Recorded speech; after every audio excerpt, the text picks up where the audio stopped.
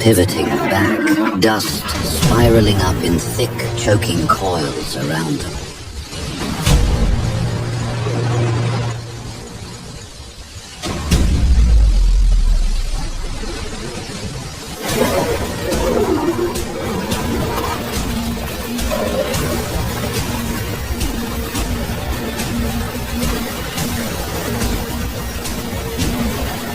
His breath heavy in the parched air. He circles his target with a lethal, calculated grace. Every time the tiger tries to slip to the flank, the rhino swings with him. Two shadows locked together, mirroring movement for movement.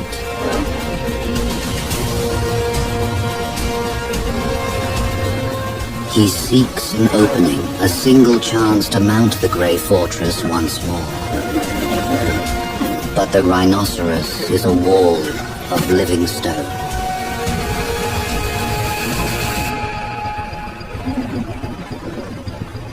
The rhino ensures the predator stays fixed within its field of vision.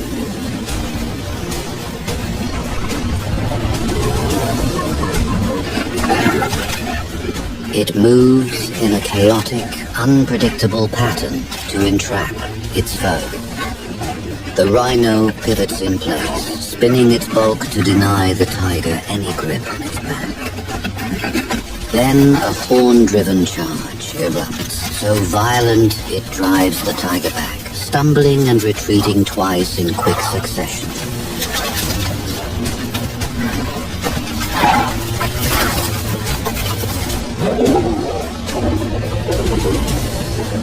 A rhino's eyesight isn't its strength.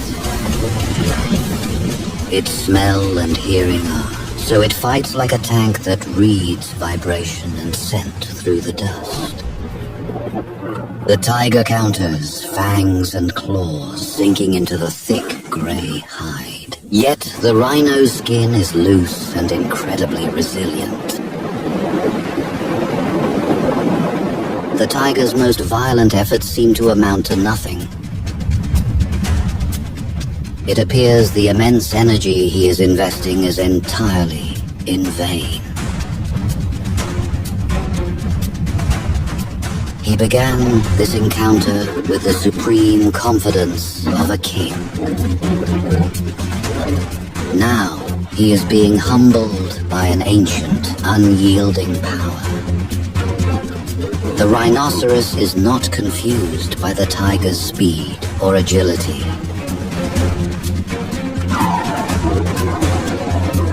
Each failed lunge bleeding his energy dry. With a single head snap, the rhino can drive its horn like a spear, goring, lifting, and tossing an opponent before they can even reset.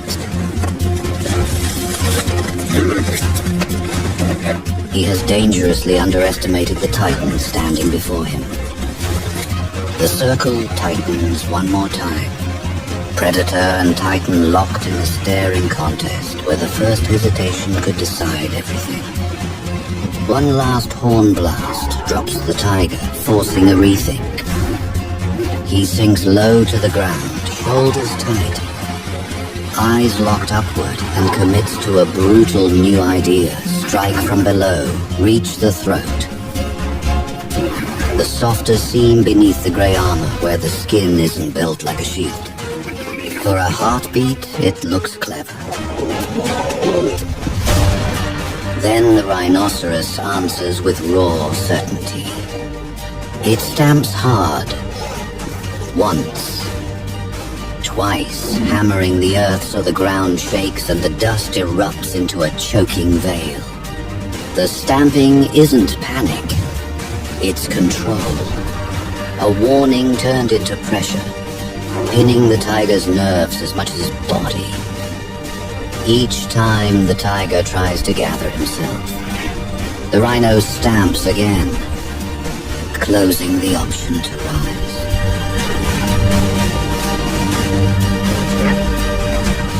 It delivers one more decisive gore and a final stamping step. An unmistakable message. Stay down. It turns and leaves. The rhinoceros finally turns and disappears into the thickening haze. But the drama is far from over. A subtle movement in the dry, brittle grass reveals a hidden observer. He has been present from the very first strike, watching the entire ordeal from the shadows. He waited for the Titan to depart. Now he steps into the clearing. He walks toward the broken form, lying motionless in the dust. There is no kinship here, only a cruel, cold opportunism. A rival removed. A claim made without risking a fair fight.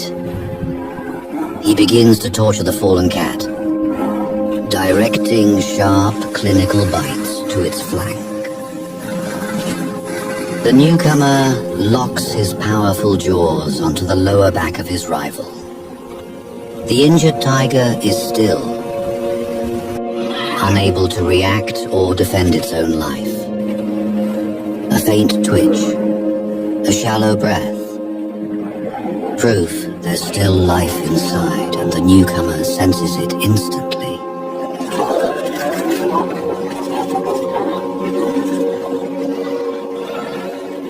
He begins to pull,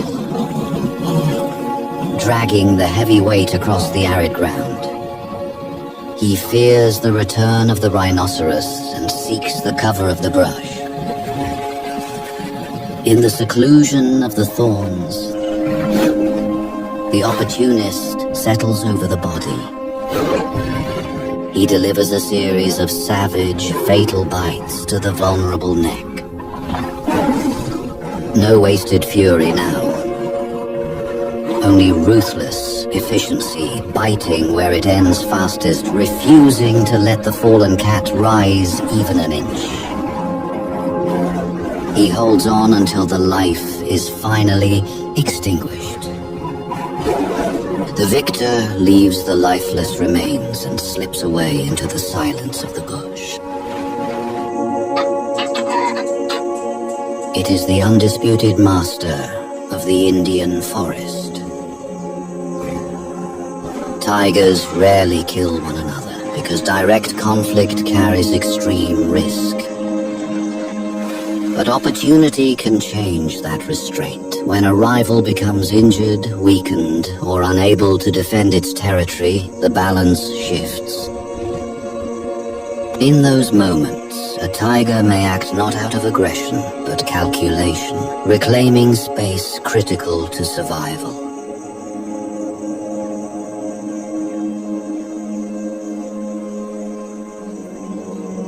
In a dry riverbed, the atmosphere changes.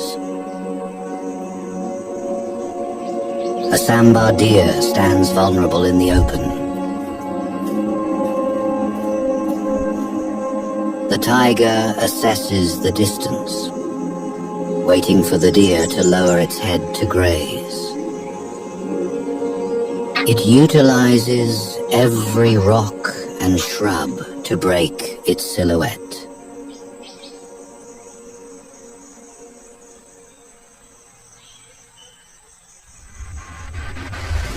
Then, the sudden launch. The sambar attempts to turn, but the predator is already upon it. Over half a ton of force hits the deer, bringing it to the ground instantly. A precise bite to the throat severs the windpipe and stops the blood flow to the brain. The struggle is over in a matter of minutes. From the safety of the trees, the langur monkeys watch the predator claim its prize. A successful kill of this size can sustain a tiger for nearly a week. The tiger begins to feed, starting with the haunches to access the most calorie-dense muscle.